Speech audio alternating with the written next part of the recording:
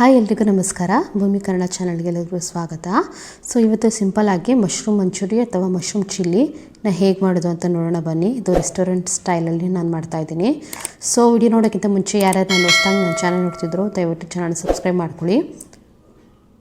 So ಬನ್ನಿ start ಮಾಡೋಣ. ನಾನಿಲ್ಲಿ 250 ಗ್ರಾಮ್ ಅಷ್ಟು ಮಶ್ರೂಮನ್ನು ತೊಗೊಂಡಿದ್ದೀನಿ. ಸೊ ಈ ರೀತಿ ಮಶ್ರೂಮ್ನ ಚೆನ್ನಾಗಿ ನೀರಿನಲ್ಲಿ ವಾಶ್ ಮಾಡಿಕೊಂಡು ಈ ರೀತಿ ಎಡ್ಜಸ್ ಇರುತ್ತಲ್ಲ ಎಡ್ಜಸ್ನೆಲ್ಲ ಕಟ್ ಮಾಡ್ಕೊಳ್ಳಿ. ಕಟ್ ಮಾಡಿಕೊಂಡು ಇಲ್ಲಿ ನಾನು ಬಟನ್ ಮಶ್ರೂಮ್ ತೊಗೊಂಡಿದ್ದೀನಿ. ಸೊ ಇದನ್ನು ಒಂದು 4 ಸ್ಲೈಸಸ್ ಆಗಿ ಈ ರೀತಿ ಕಟ್ ಮಾಡ್ಕೋಬೇಕಾಗತ್ತೆ.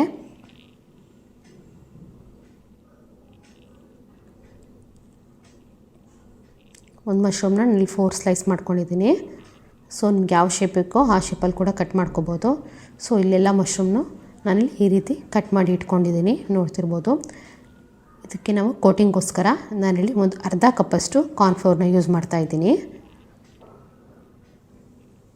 ನೆಕ್ಸ್ಟು ಒಂದು 1/4 ಕಪ್ಪಷ್ಟು ಮೈದಾ ಹಿಟ್ಟನ್ನು ಯೂಸ್ ಮಾಡ್ತಾಯಿದ್ದೀನಿ ಬೈಂಡಿಂಗ್ಗೋಸ್ಕರ.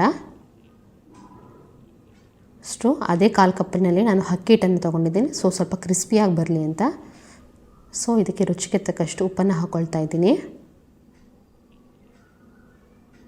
ನೆಕ್ಸ್ಟು ಒಂದು ಚಿಟಿಕೆ ಅರಿಶಿನ ಪುಡಿ, ಹಾಗೆ ಖಾರಕ್ಕೆ ಎಷ್ಟು ಬೇಕೋ ಅಷ್ಟು ನಾವಿಲ್ಲಿ ಚಿಲ್ಲಿ ಪೌಡರ್ನ ಯೂಸ್ ಮಾಡ್ತಾಯಿದ್ದೀನಿ. ನಾನಿಲ್ಲಿ ಒಂದು 2 ಟೇಬಲ್ ಸ್ಪೂನಷ್ಟು ಚಿಲ್ಲಿ ಪೌಡರ್ನ ಯೂಸ್ ಮಾಡ್ತಾಯಿದ್ದೀನಿ.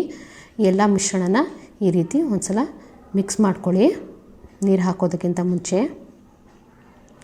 ಸೊ ಇಲ್ಲಿ ಸ್ವಲ್ಪ ಕೋಟಿಂಗ್ ಆಗಿದೆ.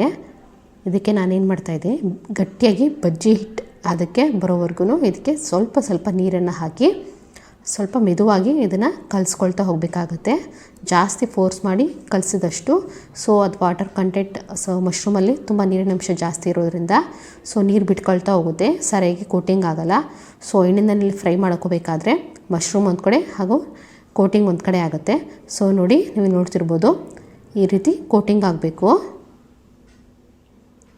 ಸೊ ಅಲ್ಲಿವರೆಗೂ ಮಶ್ರೂಮ್ನ ಸ್ವಲ್ಪ ನೀರು ಹಾಕಿ ಕಲಿಸ್ಕೋಬೇಕಾಗತ್ತೆ. ಸ್ವಲ್ಪ ಮೆದುವಾಗಿ ಕಲಿಸ್ಕೊಳ್ಳಿ. ಸೊ ಈಗ ಕಲಿಸ್ಕೊಂಡಿದ್ದಾಗಿದೆ, ನೋಡ್ತಿರ್ಬೋದು ಈ ರೀತಿ ಇರಬೇಕು. ಒಂದು ಪ್ಯಾನಲ್ಲಿ ಎಣ್ಣೆ ಇಟ್ಕೊಂಡು ಈ ರೀತಿ ಎಲ್ಲ ಮಶ್ರೂಮ್ಗಳನ್ನ ಒಂದೊಂದೇ ಹಾಕಿ ಒಂದು 2 ರಿಂದ 3 ನಿಮಿಷ ಎರಡೂ ಸೈಡು ಚೆನ್ನಾಗಿ ಫ್ರೈ ಮಾಡ್ಕೋಬೇಕಾಗತ್ತೆ. ಸೊ ಮಶ್ರೂಮ್ ಬೇಗ ಬೆಂದೋಗುತ್ತೆ. ಸೊ ಮೇಲ್ಗಡೆ ಕೋಟಿಂಗು ಕ್ರಿಸ್ಪಿಯಾಗಿ ಬರೋವರೆಗೂ ಸ್ವಲ್ಪ ಫ್ರೈ ಮಾಡಿಕೊಂಡ್ರೆ ಸಾಕಾಗುತ್ತೆ. ಸೊ ಎಲ್ಲ ಇದು ಫ್ರೈ ಆಗಿದೆ. ಇವಾಗ ಒಂದು 2 ರಿಂದ 3 ನಿಮಿಷ ಫ್ರೈ ಆದಮೇಲೆ ನಾನು ಇದನ್ನು ತೆಗೆದಿಟ್ಕೋತಾ ಇದ್ದೀನಿ. ನಾನಿಲ್ಲೊಂದು ಪೇಸ್ಟ್ನ ರೆಡಿ ಮಾಡ್ಕೊಂಡಿದ್ದೀನಿ. ಇದಕ್ಕೆ ಸ್ವಲ್ಪ ಪುದೀನ, ಕೊತ್ತಂಬರಿ ಹಾಗೂ ಶುಂಠಿ, ಬೆಳ್ಳುಳ್ಳಿ, ಹಸಿಮೆಣಸಿನ್ಕಾಯಿನ ಪೇಸ್ಟ್ ಮಾಡಿ ಇಟ್ಕೊಂಡಿದ್ದೀನಿ. ಸೊ ಗ್ರೇವಿಗೆ ಮಿಕ್ಸ್ ಮಾಡೋದಕ್ಕೆ. ಸೊ ನೆಕ್ಸ್ಟು ನಾನಿಲ್ಲಿ ಸಾಸ್ನ ಪ್ರಿಪೇರ್ ಮಾಡ್ಕೋತಾ ಇದ್ದೀನಿ. ಒಂದು ಪ್ಯಾನಿಗೆ ಒಂದು ಎಣ್ಣೆ ಹಾಕ್ಕೊಂಡಿದ್ದೀನಿ, ಒಂದು 4 ರಿಂದ 5 ಟೇಬಲ್ ಸ್ಪೂನಷ್ಟು ಎಣ್ಣೆ. ಅದಕ್ಕೆ 2 ಮೀಡಿಯಮ್ ಸೈಜ್ ಈರುಳ್ಳಿ, ಸ್ವಲ್ಪ ಕರಿಬೇವಿನ ಸೊಪ್ಪು ಹಾಗೂ ಒಂದು 2 ಕ್ಯಾಪ್ಸಿಕಮ್ನ ಈ ರೀತಿ ಚಿಕ್ಕದಾಗಿ ಕಟ್ ಮಾಡಿ ಹಾಕ್ಕೊಂಡು ಸ್ವಲ್ಪ ಫ್ರೈ ಮಾಡಿಕೊಂಡ್ರೆ ಸಾಕಾಗುತ್ತೆ. ಸ್ವಲ್ಪ ಲೈಟಾಗಿ ಸ್ವಲ್ಪ ಫ್ರೈ ಮಾಡ್ಕೊಳ್ಳಿ. ಸೊ ಇದಕ್ಕೆ ಸ್ವಲ್ಪ ಕೊತ್ತಂಬರಿ ಸೊಪ್ಪನ್ನ ಹಾಕ್ಕೊಂಡಿದ್ದೀನಿ. ಹಾಗೆ ನೆಕ್ಸ್ಟ್ ಇದಕ್ಕೆ ರುಚಿಗೆ ತಕ್ಕಷ್ಟು ಉಪ್ಪನ್ನು ಹಾಕ್ಕೊಳ್ತಾ ಇದ್ದೀನಿ. ಸಾಸ್ಗೆ ಎಷ್ಟು ಬೇಕೋ ಅಷ್ಟು ಉಪ್ಪನ್ನು ಹಾಕ್ಕೊಳ್ಳಿ. ಸೊ ಆಲ್ರೆಡಿ ಮಶ್ರೂಮ್ಗೆ ನಾವು ಉಪ್ಪನ್ನು ಹಾಕ್ಕೊಂಡಿದ್ದೀನಿ. ಸೊ ಇದಕ್ಕೆ ಗ್ರೇವಿಗೆ ಎಷ್ಟು ಬೇಕೋ ಅಷ್ಟು ನೀವು ಉಪ್ಪನ್ನು ಹಾಕ್ಕೋಬೇಕಾಗತ್ತೆ. ಇದು ಲೈಟಾಗಿ ಸ್ವಲ್ಪ ಫ್ರೈ ಆದರೆ ಸಾಕು, ತುಂಬ ಫ್ರೈ ಆಗೋ ಅವಶ್ಯಕತೆ ಏನಿಲ್ಲ. ನೆಕ್ಸ್ಟ್ ನಾನು ಇದಕ್ಕೆ ಪೇಸ್ಟ್ ಮಾಡ್ಕೊಂಡಿರೋ ಪುದೀನ ಮತ್ತು ಕೊತ್ತಂಬರಿನ ಇದಕ್ಕೆ ಹಾಕ್ಕೊಳ್ತಾ ಇದ್ದೀನಿ. ಇದು ಕೂಡ ಆಪ್ಷನಲ್, ಟೇಸ್ಟಿಗೋಸ್ಕರ ಹಾಕ್ಕೊಳ್ತಾ ಇದ್ದೀನಿ. ಇದು 1 ಟೇಬಲ್ ಸ್ಪೂನಷ್ಟು ಹಾಕ್ಕೊಂಡಿದ್ದೀನಿ. ಹಾಕ್ಕೊಂಡು ಹಸಿ ವಾಸನೆ ಹೋಗೋವರೆಗೂ ನೀವು ಫ್ರೈ ಮಾಡ್ಕೋಬೇಕಾಗತ್ತೆ. ಈ ಪೇಸ್ಟ್ ಬೇಡ ಅಂದರೆ ನೀವು ಬರೀ ಶುಂಠಿ ಬೆಳ್ಳುಳ್ಳಿ ಪೇಸ್ಟ್ ಕೂಡ ಯೂಸ್ ಮಾಡ್ಕೋಬೋದು. ಸೊ ಅದು ಹಸಿ ವಾಸನೆ ಹೋಗೋವರೆಗೂ ಒಂದು 2 ರಿಂದ 3 ನಿಮಿಷ ಫ್ರೈ ಮಾಡ್ಕೊಂಡಿದ್ದಾಗಿದೆ.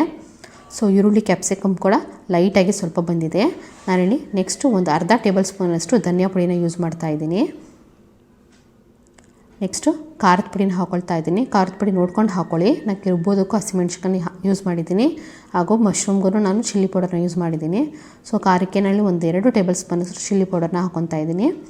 ಸೊ ಸ್ಪೈಸಸ್ನೆಲ್ಲ ಸ್ವಲ್ಪ ಫ್ರೈ ಮಾಡಿದ್ಮೇಲೆ ಇದಕ್ಕೆ ಸ್ವಲ್ಪ ಕೊತ್ತಂಬರಿ ಸೊಪ್ಪನ್ನು ಹಾಕೋತಾ ಇದ್ದೀನಿ. ನಾನಿಲ್ಲಿ ಸೋಯಾ ಸಾಸ್ನ ಯೂಸ್ ಮಾಡಿದ್ದೀನಿ, 1 ಟೇಬಲ್ ಸ್ಪೂನಷ್ಟು. ಎಲ್ಲ ಸ್ಪೈಸಸ್ನೂ ಹಾಕಿ ಸ್ವಲ್ಪ ಫ್ರೈ ಮಾಡಿಕೊಂಡು ಸೊ ಗ್ರೇವಿಗೋಸ್ಕರ ನಾನು ಸ್ವಲ್ಪ ನೀರನ್ನು ಯೂಸ್ ಮಾಡ್ತಾಯಿದ್ದೀನಿ. ನಿಮಗೆ ಗ್ರೇವಿ ಜಾಸ್ತಿ ಬೇಕು ಅಂದರೆ 1 ಟೇಬಲ್ ಸ್ಪೂನ್ ಕಾರ್ನ್ಫ್ಲೋರ್ಗೆ ಒಂದು 2 ರಿಂದ 3 ಟೇಬಲ್ ಸ್ಪೂನಷ್ಟು ನೀರನ್ನು ಹಾಕಿ ಚೆನ್ನಾಗಿ ಮಿಕ್ಸ್ ಮಾಡಿ ಗಂಟಿಲ್ದಿರೋ ಥರ ಇದಕ್ಕೆ ಯೂಸ್ ಮಾಡ್ಕೋಬೋದು. ಸೊ ತಿಕ್ ಗ್ರೇವಿ ಆಗುತ್ತೆ ಆವಾಗ. ಸೊ ನನಗೆ ಆ ಥರ ಬೇಡ, ನಂಗೆ ಸ್ವಲ್ಪ ಲೈಟಾಗಿ ಗ್ರೇವಿ ಇದ್ದರೆ ಸಾಕು ಅಂತ ನಾನು ಬರೀ ನೀರನ್ನು ಮಾತ್ರ ಯೂಸ್ ಮಾಡಿದೆ. ನಿಮಗೆ ಗ್ರೇವಿ ಜಾಸ್ತಿ ಬೇಕು ಅಂದರೆ ನೀವು ಆ ಥರ ಹಾಕ್ಕೊಳ್ಳಿ. ಕಾರ್ನ್ಫ್ಲೋರ್ನ ನೀರಿನಲ್ಲಿ ಮಿಕ್ಸ್ ಮಾಡಿಬಿಟ್ಟು ಹಾಕ್ಕೊಳ್ಳಿ. ಸೊ ಈಗ ಇದನ್ನು ಹೈ ಫ್ಲೇಮ್ ಇಟ್ಕೊಂಡು ಫ್ರೈ ಮಾಡಿರೋ ಎಲ್ಲ ಮಂಚೂರಿಯನ್ನು ಇದಕ್ಕೆ ಹಾಕ್ಕೊಂಡು ಚೆನ್ನಾಗಿ ಮಿಕ್ಸ್ ಮಾಡ್ಕೋಬೇಕಾಗುತ್ತೆ. ಗ್ರೇವಿ ಜೊತೆ ಹೊಂದ್ಕೊಳ್ಳೋ ಥರ ಎಲ್ಲ ಮಶ್ರೂಮ್ನ ನಾನಿಲ್ಲಿ ಮಿಕ್ಸ್ ಮಾಡ್ಕೊಳ್ತಾ ಇದ್ದೀನಿ. ಸೊ ಆಲ್ಮೋಸ್ಟ್ ಇವಾಗ ಮಶ್ರೂಮ್ ಮಂಚೂರಿ ಅಥವಾ ಮಶ್ರೂಮ್ ಚಿಲ್ಲಿ ರೆಡಿಯಾಗಿದೆ ರೆಸ್ಟೋರೆಂಟ್ ಸ್ಟೈಲಲ್ಲಿ, ನೀವು ನೋಡ್ತಿರ್ಬೋದು. ಸೊ ಇದನ್ನು ಬಿಸಿ ಇದ್ದಾಗಲೇ ಸರ್ವ್ ಮಾಡಿ, ಆಗ ತಿನ್ನೋದಕ್ಕೆ ತುಂಬಾ ಚೆನ್ನಾಗಿರುತ್ತೆ ಮಶ್ರೂಮು. ಆಲ್ಮೋಸ್ಟ್ ಈಗ ರೆಡಿಯಾಗಿದೆ. ಖಂಡಿತ ಎಲ್ಲರೂ ಒಂದು ಸಲ ಟ್ರೈ ಮಾಡಿ ಹೇಗೆ ಬಂತು ಅಂತ ಕಮೆಂಟ್ ಮಾಡಿ ತಿಳಿಸಿ. ಹಾಗೆ ಹೊಸ್ದಾಗಿರೋ ಯಾರ್ಯಾರು ವಿಡಿಯೋ ನೋಡ್ತಿದ್ದೀರೋ ದಯವಿಟ್ಟು ಚಾನಲ್ನ ಸಬ್ಸ್ಕ್ರೈಬ್ ಮಾಡ್ಕೊಳ್ಳಿ. ಹಾಗೆ ಎಲ್ಲ ವಿಡಿಯೋಸ್ನೂ ಲೈಕ್ ಮಾಡಿ, ಶೇರ್ ಮಾಡಿ, ಕಮೆಂಟ್ ಮಾಡಿ ತಿಳಿಸಿ. ಎಲ್ಲರಿಗೂ ಧನ್ಯವಾದಗಳು.